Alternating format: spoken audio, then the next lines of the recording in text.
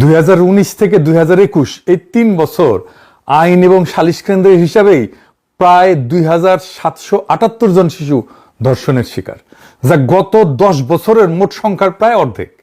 2020-এ 1018 জন শিশু ধর্ষণের শিকার হয়েছিল হাসিনার আমলেই। আমরা তো 5 জন দেখে হাহাকার করতেছি, তাই না? দেখেন কত কত সংখ্যায় ধর্ষিত হয়েছে। তার মানে ধরেন প্রায় প্রত্যেক 2 দিনে 3 জন করে শিশু ধর্ষিত হইতেছে।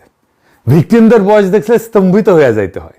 49 ছিল 0 থেকে 6 বছরের, 94 জন ছিল 7 থেকে 12 বছরের। চিন্তা করতে পারেন, 103 জন কিশোরী। গত 10 বছরে অন্তত 318 জন শিশু ধর্ষণের পর হত্যার শিকার হয়েছে। হাসিনা মায়া কান্না করতেছে, ওর নাকি খুব কষ্ট হইতেছে, ওর আমলে সবচেয়ে বেশি হয়েছে। দেখেছেন, এইটার তো একটা সামাজিক রাজনৈতিক একটা কারণ আছে, কিন্তু একটা প্যাটার্ন দেখা যাচ্ছে। এই সবগুলো ঘটনা মিলে কিছুদিন ধরে কিছু ঘটনা ঘটতেছে, আমি এক এক করে আপনাদেরকে বলতেছি।